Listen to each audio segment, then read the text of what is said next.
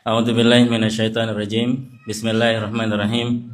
Assalamualaikum warahmatullahi wabarakatuh. Alhamdulillah walhamdulillah wassalatu wassalamu ala Rasulillah wala haula wala quwata illa billah. Rabbi syrah li sadri wa yassir li amri wahlul 'uqdatam min lisani yafqahu qawli. Amin ya rabbal alamin. Amma ba'du. Bingung mau ngomong apa ini. Justru yang terakhir itu lebih susah karena menyimpulkan. Baik. Bismillah. Ada satu kaidah yang dikatakan oleh Ibnu Qayyim. Tiada kenikmatan yang didapat dengan kenikmatan. Tiada kenikmatan yang didapat dengan atau melalui kenikmatan. Ya. Jadi memang harus ada pasangannya. Harus ada pasangannya. Kalau ada kenikmatan berarti ada kesusahan. Kalau ada baik berarti ada buruk. Itu. Lalu akhirnya difahami. Ketika itu saya fahami, ya memang seharusnya seperti itu gitu. Pasti kalau ada kenikmatan berarti ada yang tidak nikmat gitu. Dan kenikmatan itu nggak bisa diraih dengan kenikmatan pula. Karena apa? Karena kalau di dunia ini sudah nikmat, maka apalah artinya surga dengan kenikmatan yang ada. Makanya kenapa di dunia ini kalau kita berdoa, ya Allah, saya minta dikuatkan dari setiap masalah. Tapi ternyata Allah justru ngasih banyak masalah. Ya Allah, saya minta sabar dari semua cobaan yang Kau berikan. Tapi ternyata justru Allah mendatangkan banyaknya ujian. Makanya di dunia dengan semua serba-serbinya, dengan semua keindahannya, ternyata ya terserah mau menganggap itu pujian, tapi mungkin bagi orang-orang yang beriman itu adalah ujian. Bahkan sampai ada yang mengatakan ad-dunya sijnul mu'minin. Dunia itu adalah penjaranya seorang mukmin. Maka kalau di dunia ini kita sudah susah, kita sudah banyak ya kesusahan, banyak cobaan, banyak ujian. Ya orang mukmin itu tidak akan pernah stres gitu. Orang mukmin itu tidak pernah overthinking. Karena apa? Dia bilang, "Oh, ini dunia." Gitu. Mau cobaannya seperti apa, mau ujiannya seperti apa, maka dia hanya mengatakan, "Oh, ini dunia." Gitu. Maka tinggal apa berikutnya? Tinggal bagaimana cara menghadapi semua ujian dan semua cobaan. Sebagian daripada kita ini banyak yang overthinking. Ketika kena ujian, akhirnya muter-muter saja di ujian. Apalagi sudah tahu ujian, terus berikutnya yang di-scroll itu ujian semua gitu. Iya kan? Ngelihat Instagram, ngelihat TikTok, yang isinya adalah orang ujian juga. Gitu. Kenapa tidak mencari yang lain? Yang ini sudah ada di depan mata, sudah selesai 1400 tahun yang lalu, yaitu buka Al-Quran. Buka Al-Quran, 1 ayat, 2 ayat, ditadaburi, tahu bagaimana terjemahannya. Semoga dengan itu bisa menjadi wasilah untuk bisa menyelesaikan ujian kita. Makanya ada salah satu perkataannya Umar kalau tidak salah, antara Umar bin Khattab atau Ibnu Qayyim juga. Man aslaha sariratahu aslaha ala niyatahu, aslahallahu ala niyatahu. Barang siapa yang dia memperbaiki hatinya, alias di sini setiap kali ada ujian apapun itu, maka dia hanya satu saja, husnuzon. Dulu pernah ada beberapa, kalau tidak salah, beberapa kiai atau beberapa asatid itu datang ke Kiai Haji Hasan Abdullah Sahal. Itu. Ustadz, kami mau tanya, dengan kesulitannya di pondok, itu antum bagaimana cara menghadapinya? Apa nggak merasa ribet? Apa nggak merasa susah? Apa nggak stres? Atau bagaimana? Jawaban beliau sangat simpel dan sangat mudah sekali. Kalau mau jadi kiai, syaratnya cuma satu, yaitu apa? Husnuzan kepada Allah. Apa yang datang itu sudah dituliskan sama Allah. Ya, kemarin sudah jelas ya. Itu. Engkau beli an-nabra'aha. Dari sebelum kita lahir 5.000 tahun bahkan itu sudah tertulis di Lauhil Mahfuz. Kita mau diuji, kita mau dikasih rizki dan lain-lain sebagainya, maka itu sudah ditulis sama Allah. Tidak ada yang kebetulan. Gitu. Maka husnuzan ini sangat susah kalau tidak dilatih. Gitu. Makanya dilatih terus-menerus. Kalau mungkin sedikit ada saya semalam baca itu ada 4T. 4T. T yang pertama adalah taubat. Mau kita baik, mau kita tidak baik, Allah selalu ngasih kesempatan kepada kita untuk bertaubat. Lalu berikutnya, kalau sudah selesai bertaubat, T yang kedua adalah tutup. Tutuplah masa lalu, temuilah masa depan. Tutuplah masa lalu yang mungkin sebelumnya, ya yang di hadapan Anda ini juga orang yang dulunya tidak baik-baik juga, yang sampai sekarang juga masih belajar, yang sampai sekarang juga masih bertobat. Kalau tadi ada cerita, ada tentang sejarahnya Ka'ab bin Malik yang itu mendapatkan surat dari Ghassan, dan ketika itu juga sekitar tahun 2018 saya juga mendapatkan surat yang sama. Saya juga mendapatkan surat yang sama. Syaratnya cuma satu. Bagaimana agar zakat itu tidak terdistribusikan ke 8 asnaf. Ya. Kan sudah jelas itu ya. Di surat Taubah ayat 60 itu kan sudah jelas. Satu-satunya distribusi yang itu langsung disebutkan oleh Allah Subhanahu wa taala.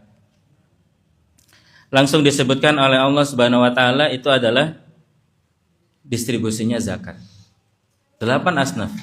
Tapi ketika itu saya diminta agar tidak mendistribusikan zakat ke 8 asnaf dengan yang bermacam-macam, dengan tawaran yang bermacam-macam ya. Sama halnya tadi kalau pas waktu saya dengar ada tawaran dari raja sebelah gitu ya. Ada tawaran dari raja sebelah itu. Sedangkan saya ini enggak sebelah, tapi memang ya rajanya itu gitu. Ya memang rajanya itu ditawari dengan segala macam.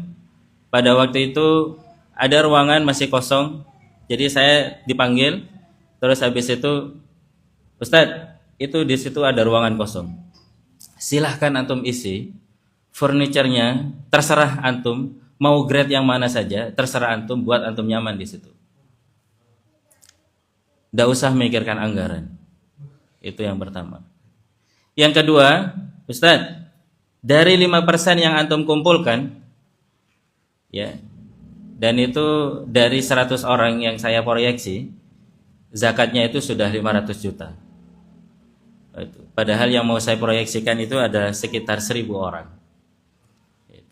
Dan 100-nya sudah 500 juta. Berarti kalau 5%-nya dari 500 juta sudah 25 juta. Bayangkan berarti kalau 1.000 berarti sekitar berapa itu? Ya hitung sendiri lah. Itu ada konsultan keuangan. Jadi otomatis saya kalah gitu hitung-hitungannya kan. Gitu. Gitu. Ya, jadi 5%-nya silakan saat antum ambil. Ya, berarti 25 juta dari 100 orang. Itu. Kalau 1.000 berarti ya sekitar 250-an juta. Itu dari satu waktu 250-an juta, dan itu baru zakatnya saja. Belum dari infaknya, belum dari sedekahnya, belum dari wakafnya. Itu. Lalu setelah itu apa sudah selesai tawarannya? Ternyata belum. Ustadz, itu ada mobil, itu Fortuner putih. Silahkan dibawa. Tidak usah mikirkan bensinnya seperti apa, maintenance-nya bagaimana, bengkelnya dan lain-lain seperti apa. Tidak usah. Itu. Silahkan dibawa. Pikiran saya sangat simpel. Tidak akan bisa saya bawa karena apa? Garasinya aja nggak ada. Itu. Garasinya nggak ada. Karena pada waktu itu saya masih ngontrak. Ya, jangankan mobil Fortuner ya. Apa? Ayla Agya aja saja tidak masuk gitu. Itu tidak masuk, terus ujuk-ujuk seperti itu. Dan itu pasti ada tawaran-tawaran, tergantung sekarang ya tadi usikum wa nafsi bitaqwallah. Kalau tadi diceritakan dengan Ka'ab bin Abu Malik, dengan Ka'ab bin Malik yang berikutnya mendapatkan kenikmatan yang luar biasa dengan taubatnya yang diterima Allah, maka semoga dengan itu juga Allah menerima taubat saya, taubat kita semua, insya Allah. Dan ternyata dibalasnya tidak nunggu lama. Dibalasnya tidak nunggu lama. Karena berikutnya anak-anak saya langsung pada sakit. Keluarga saya langsung semuanya sakit. Dan sakitnya itu gantian. Setelah istri saya, anak saya pertama, terus habis itu anak kedua. Dan berikutnya seperti itu. Dan akhirnya sampai saya termenung karena apa? Karena selama 4 bulan ketika saya mau sedekah, uang ini sudah saya taruh di saku. Dari rumah itu sudah niat saya nanti ke masjid mau saya masukkan untuk sedekah subuh. Itu. Dan ternyata 4 bulan itu saya tidak bisa sedekah. 4 bulan itu saya tidak bisa sedekah. Lalu saya ingat juga perkataan dari Ustaz Lukman. Kita yang pengen sedekah, atau kita nggak mau sedekah, atau memang Allah yang nggak mau nerima sedekah kita. Lalu akhirnya saya termenung lama sendirian itu. Lalu berikutnya didatangi oleh istri saya.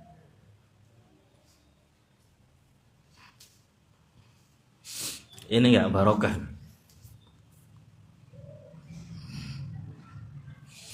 Ya ini nggak barokah.